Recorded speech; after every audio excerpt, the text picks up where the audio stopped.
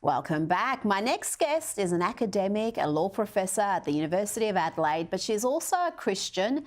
She's pro-life, she's pro-free speech, and that has seen her targeted in her workplace with a multitude of complaints. As we know with these complaints, often the process is the punishment. And activists are using the complaints processes at places like universities to intimidate those who challenge their worldview. But Dr. Joanna Howe is fighting back, and she joins me now. Joanna, you've submitted a Stop Bullying application to the Fair Work Commission against the University of Adelaide. Tell me why you are receiving so many complaints, and have any of these complaints stood up? Well, first of all, Rita, thank you so much for having me on your show. And look, I started speaking out about abortion close to 2 years ago on social media. I'd been researching it prior to that for a couple of years. But the decision I made to speak up publicly was because South Australia, the state where I live, had legislated abortion up to birth and for any reason. And for me, that was just a bridge too far. And I felt that I had to speak out about that. So I started posting daily content to Instagram, where you can find me at Dr. Joanna Howe. And through that, I've been disseminating my research. I'm now on TikTok, Facebook, YouTube, and it's a way of getting information out to people and starting a conversation on the issue of abortion. Of course, I knew that complaints from activists were going to be par for the course because I'm challenging the pro-abortion narrative of academia, of the media, of large corporates. You know, this is sort of a situation really of David and Goliath. And I knew that I was taking this on. And in fact, Dr. Debbie Garrett had written a book called Alarmist Gatekeeping, which traced how anybody from Amanda Stoker to the CEO of White Ribbon, if they dared speak about abortion from a critical perspective, they had been trolled, they'd been bullied, they'd been harassed, and significant attempts at cancellation. So I knew there was going to be an avalanche of complaints to my employer, but I didn't think that that was sufficient to stop me speaking because the issue was so important. What I didn't know is that the university would take all of these complaints forward because I guess believed in the fact that there's an obligation on the university to protect academic freedom, and that's first and foremost, and that the idea of a university is built on that. So I think it has taken me by surprise to be doing this for 2 years and to have been the subject of 5 workplace investigations. You know, nobody should have to go through that. It has been significant. It has tested my resolve. None of the complaints have actually been substantiated. I have not been found guilty of any misconduct. And to be clear, the vast majority of the complaints have come from activists outside the university weaponising the complaint system against me. And to me, that's not fair. And that's why I've taken this action in the Fair Work Commission. I can understand it would be enormously stressful to be under investigation constantly, one after another, even if you ultimately are found to have done nothing wrong. But isn't the university obliged to investigate every time a complaint is made? Are these complaints deemed vexatious, or is the university, once the process is started, obliged to follow through?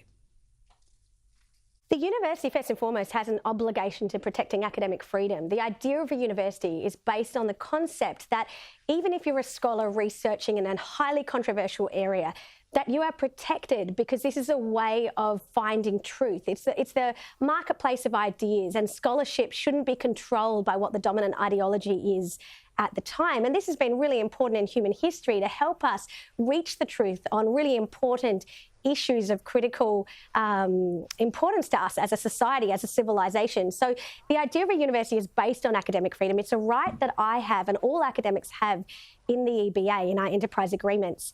And there's actually an obligation on the university to dismiss complaints that are made vexatiously. And just to give you an example, Rita, of what I've been through, on January 24th this year, I received an email from my boss, which cleared me from the most recent investigation, which had landed in the middle of December, and it happened because a bunch of TikTok activists had got together, run a TikTok campaign on it, complaining to the University of Adelaide. They put in my boss's email, they put in research integrity, and so they were just, riling each other up. And the university received an avalanche of complaints. And I had to, receive that notification from my boss. I had to respond to the allegations. And ultimately, on the 24th of January, I found out that I'd been cleared. But less than 2 hours later, I received another email from another department in the university telling me that a new investigation had been opened up, this time on research misconduct, again prompted by activists outside the universities. These are not my students in the classroom who are complaining about my teaching. These are not substantive critiques of my research. It's people who want to get me sacked because they want to shut down what I'm saying, because I'm sharing really uncomfortable truths about where we've got to with the regulation of abortion in Australia. On social media and even on your show, Rita, I've talked about the fact that in Australia we have a situation that babies born alive after an abortion can be left to die. They don't have a right to legal care. I've talked about the fact that abortion is legal up to birth and for any reason. Only 31% of Australians, according to an Ipsos poll, support that up until 20 weeks. And I think the other side wants to cancel me and shut down my voice because they know that I'm being effective. I'm getting my message out there. I've reached 5 million people in close to 2 years on social media. And so they have to get rid of me because it's going to affect change. Well, you're right. That message, the pro-life message, even if you're just arguing against late-term abortion, it's not something that gets much coverage at all. And polling fairly consistently, particularly polling in the US, which is done far more often than here, shows that even those who are pro-abortion, pro-choice in the first trimester are against late-term abortion in the third trimester and even in the second trimester. So this is a far more nuanced topic for a lot of people than the media let on, and you're part of that debate. Now, you are a mother of 5, you're a Rhodes Scholar, you're a law professor, you're obviously a woman of colour, but none of that seems to matter to the so-called tolerant left who tell us they value diversity. The way you've been treated, they're determined to cancel you. Are they going to succeed? Wouldn't life be easier for you if you focused on your lectures and left the activism to somebody else?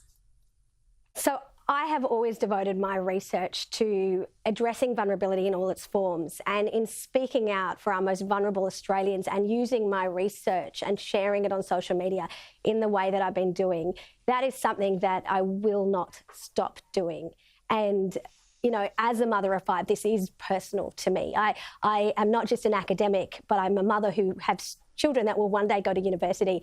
And if you think about the abuse, harassment and bullying that I have been through as an academic, as a professor of law and as a Rhodes Scholar, think about what this means for students in the classroom who have every right to demand to be subjected to not woke indoctrination from the radical left's ideology on everything from gender to abortion.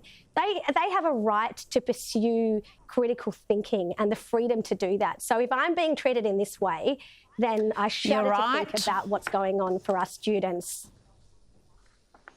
And you would hope at university you would be hearing diverse viewpoints. So that if that's not the time to be debating these issues and just broadening your horizons, I don't know what is. Dr. Joanna Howe, thank you for your time this evening.